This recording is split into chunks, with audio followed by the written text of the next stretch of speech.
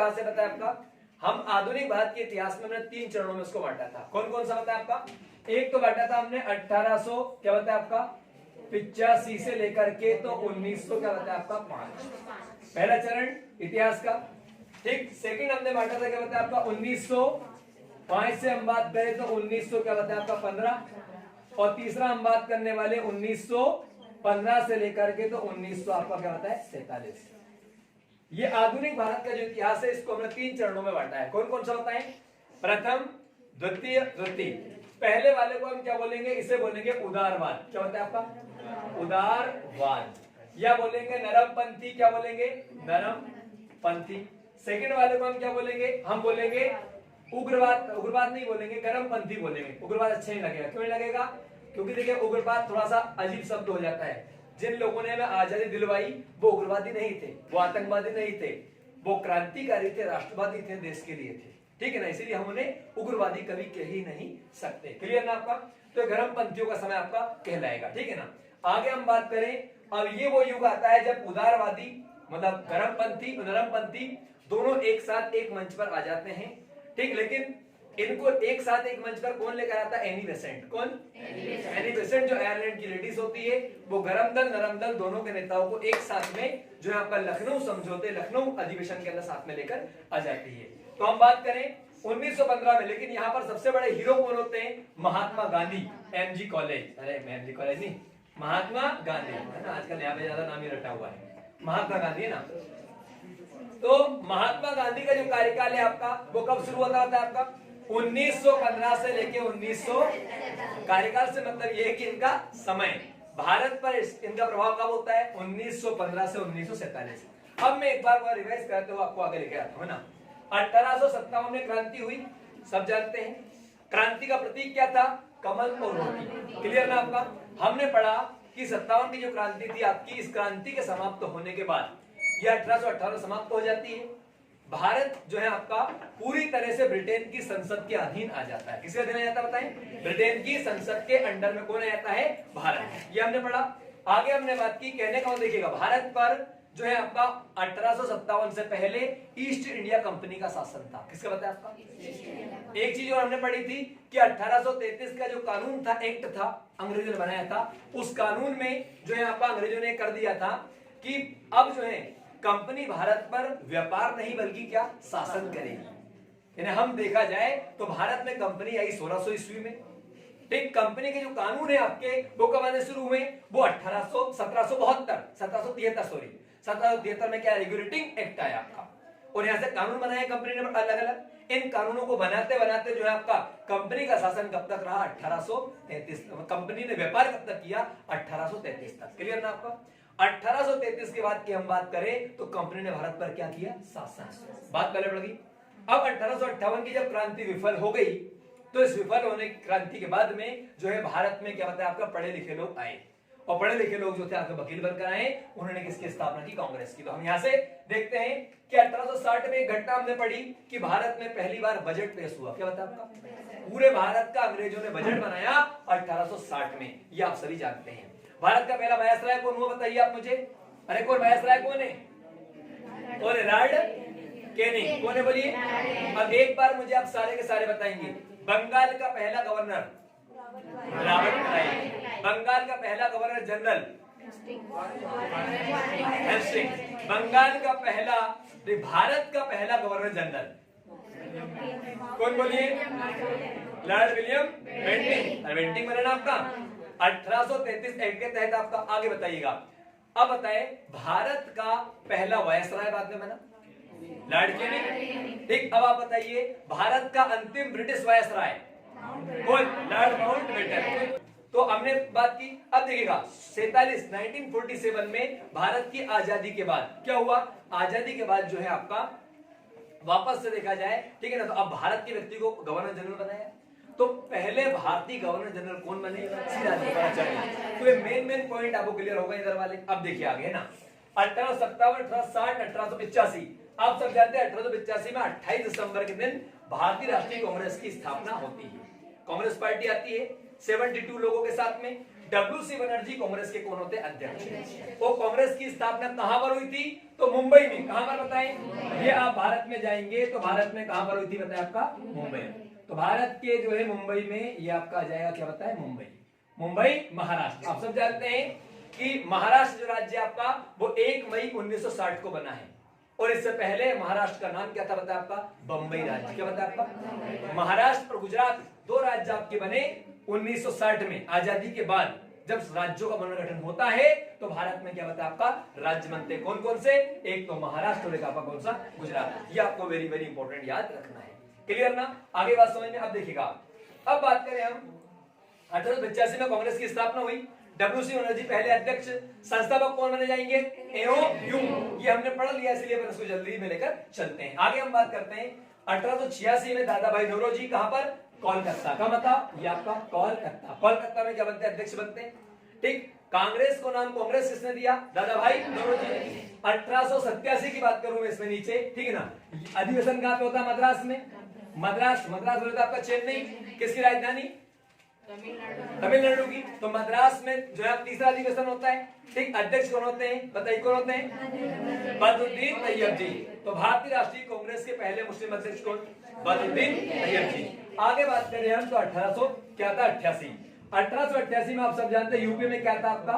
प्रयागराज। आज का प्रयागराज, पहले का इलाहाबाद। जो उस मुल्ले ने अकबर ने जो है क्या किया था बताया? आपका क्या कर दिया था? जो आपका इलाहाबाद कर दिया था। बात पहले पड़ गई आपको। इलाहाबाद का नाम वर्तमान में क्या कर दिया गया है? प्रयागराज।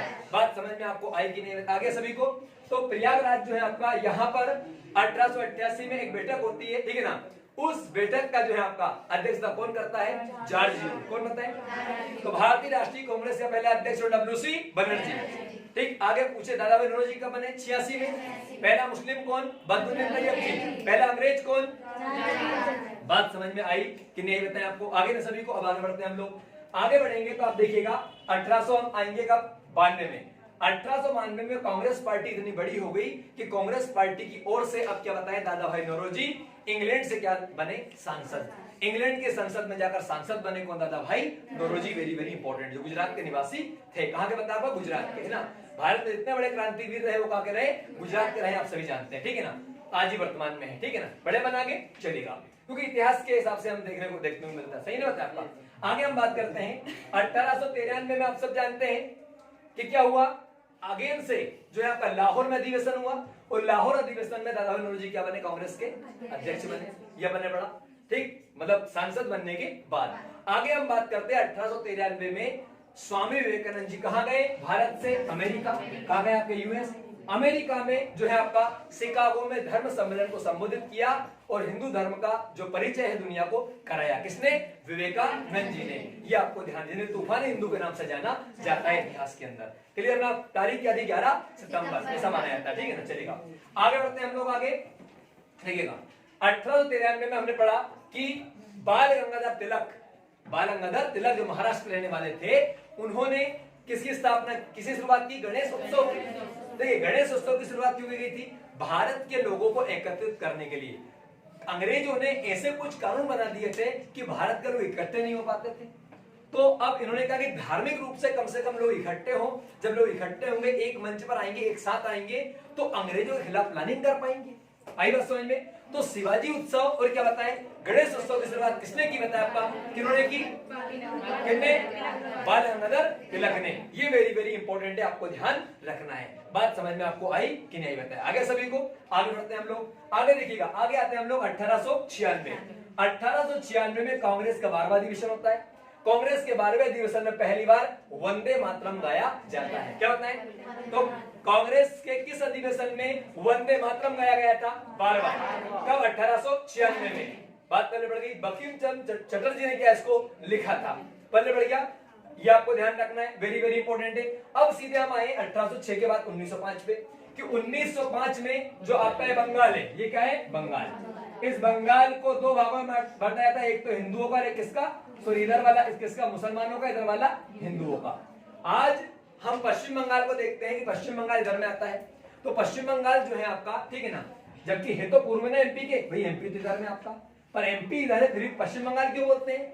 क्योंकि 1905 में लॉर्ड कर्जन के द्वारा 16 अक्टूबर को बंगाल का विभाजन कर दिया गया था। तो तब ये बंगाल क्या है, दो भाग में बटा था, एक का नाम पूर्वी और एक पश्चिमी। इस वजह से आज भी उसे हम क्या है, पश्चिम बंगाल के नाम से जानते हैं, मतलब जाना जाता है, ठीक है ना। जैसे किसी के गांव में ओढ़क पड़ जाती है, जैसी ओढ़क पड़ी अपन ओके अशोक असोई माना। बात समझ में आई कि नहीं तुम्हारे, आ गई नहीं, आई कि नहीं, चलेगा। हाँ, तो बात पहले बढ़ गई कि 1905 में लॉर्ड कर्जन ने क्या किया था, इसने जो है बंगाल का विभाजन किया था। कब, 1905 में, ठीक। बंगाल विभाजन के विरोध में रविन्द्रनाथ टैगोर साहब ने बंगाल में क्या किया बताया, आपका आंदोलन चलाया, ठीक है ना, स्वदेशी आंदोलन चलाया गया, ठीक। उस आंदोलन में वंदे मातरम का नारा दिया गया, जिस वंदे मातरम में कुछ कमीने कुछ लोग क्या करते, विरोध करते हैं, ठीक है ना। वो वंदे मातरम आजादी के लिए जो है आपका एक नारे के रूप में उभर कर उस समय आया था, ठीक। उस समय जो है उसने अंग्रेजों का विरोध किया था, जिसका आज कुछ लोग विरोध करते हैं कि साहब वंदे मातरम जो है आपका वो तो हिंदुओं का है, ठीक है ना। ये इस तरह की बातें की जाती है, ठीक है ना। चलिए आगे बढ़े हम लोग, आगे देखते हैं हम लोग, तो अगला देखिएगा, ये हो गया। अब 1906 पे हम आते हैं, इतना समझ में आ गया ना आप सभी को। देखिए 1906 में आज का जो बांग्लादेश है, ठीक है, बांग्लादेश के ढाका में उस समय का बंगाल, उस बंगाल में ढाका में सलीम जो है आपका, ठीक है ना, उल्ला बोल दीजिए, जो बोलना उल्ला बोलना, ठीक है ना। और एक नाम आता है आपका आगा खान, कौन आता है, ठीक है। इन लोगों ने क्या किया, इन्होंने मिलकर के किसकी बताए, किसकी, मुस्लिम लीग नामक पार्टी की स्थापना की, जो वर्तमान में पाकिस्तान में है। पाकिस्तान में जो नवाज शरीफ जो जेल में है, जैसे अभी वर्तमान में पाकिस्तान में इमरान खान की सरकार है, आप जानते हैं। इमरान खान से पहले जिसकी सरकार थी, वो जो पार्टी थी उसका नाम मुस्लिम लीग पार्टी था, ठीक है ना। अभी ध्यान रखिएगा, प्रश्न आप परीक्षा बन सकता है कि पाकिस्तान में जो वर्तमान में सरकार है वो किस पार्टी की है। जैसे मध्य प्रदेश, जैसे भारत की हम बात करें तो भारत में किसकी है, बीजेपी की, ठीक। अमेरिका में किसकी बताओ मुझे, किसकी है, रिपब्लिक, क्या बताया आपका, कौन सी पार्टी, अमेरिका में दो पार्टियां, कौन कौन सी बोलो, एक तो डेमोक्रेटिक और एक कौन सी, रिपब्लिक। तो वर्तमान में किसकी है, हाँ, पहले किसकी थी, हाँ, ये आपको ध्यान रखना है, पल्ले बढ़ गया। तो इस तरीके से यदि हम बात करें कहां की, पाकिस्तान की, तो पाकिस्तान में पाकिस्तान तहरीक इंसाफ नामक पार्टी का क्या बताया कार्यकाल, ये सरकार वहां पे चल रही है, जिसका कप्तान ही बोलेगा, पीएम कौन है, इमरान खान, जो कि आप सब जानते हैं 1992 का जो क्रिकेट वर्ल्ड कप था, उस cricket world cup Pakistan team जो थी आपकी जीती थी उस वर्ल्ड कप को, ठीक। उस विजेता टीम का कप्तान कौन था, इमरान खान, ऐसा माना जाता है, बहुत फास्ट बॉलर के रूप में माना इसको जाता था, ठीक है ना। ये आपको ध्यान रखना है, कुछ बातें ऐसी मानी जाती है, ठीक है ना। आगे बढ़े हम लोग, आगे देखते हैं हम लोग, देखिएगा इतना आगे ना चलेगा। अब आते हैं सीधे 1906 में, तो 6 में मुस्लिम लीग की स्थापना किसकी, एमएल की स्थापना हो गई।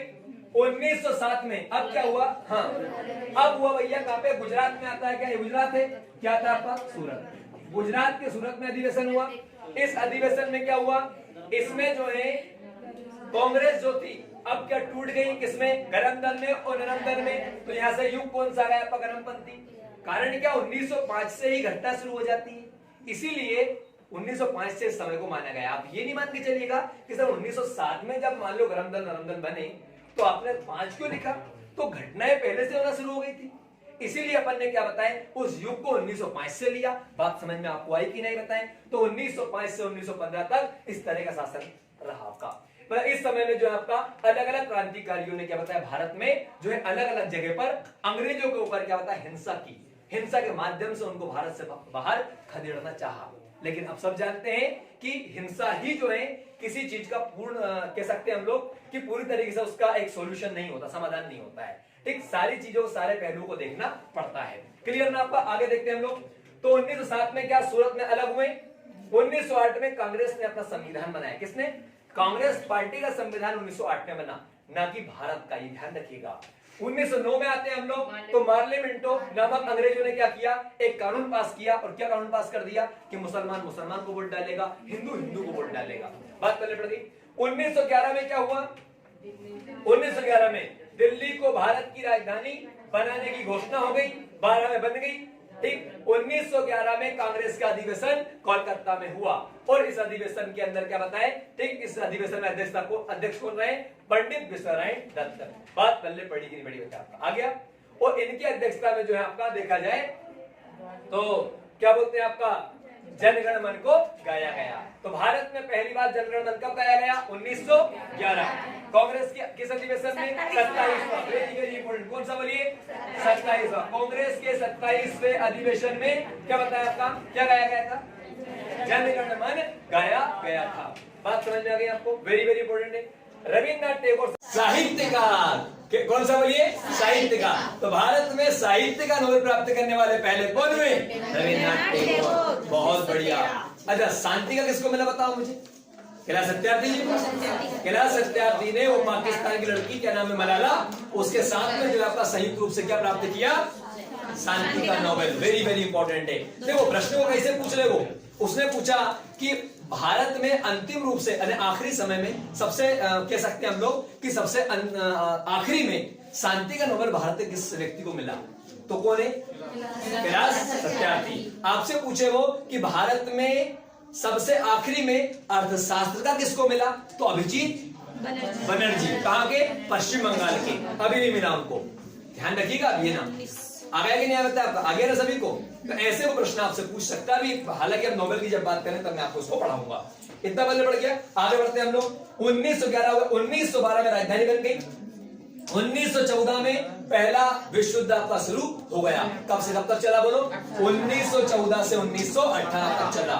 1915 की बात करें तो कब बताया आपका? 9 जनवरी 1915 को महात्मा गांधी भारत आए। ठीक, तो बाद में जब बीजेपी का शासन आया अटल बिहारी वाजपेयी जी का, तो अटल जी की सरकार में यह तय किया गया कि 9 जनवरी को हर वर्ष प्रवासी भारतीय दिवस के रूप में मनाया जाएगा। ये आपको ध्यान रखना है। प्रवासी भारतीय दिवस का मतलब क्या हुआ कि जो भारत के लोग विदेश चले गए वो वहां के नागरिक हो गए। यदि वो भारत के विकास में अपना योगदान देना चाहते हैं तो जो है आपका ठीक भारत उनका सम्मान करेगा। या जो भी लोग हमारे बाहर रहते हैं उनको बाकायदा सम्मानित किया जाता है, उनको बुलाया जाता है, आमंत्रित किया जाता है कि आप आइए और अपनी मातृभूमि को जानिए, ठीक है ना, और यहाँ में इसके विकास में आप योगदान दीजिए। सही बात है ना विकास भाई? ठीक, कि अपने देश के विकास में आप अपना योगदान दीजिए। किन के लिए? प्रवासी भारतीयों के लिए। आगे आगे नहीं बताएं, आगे सभी को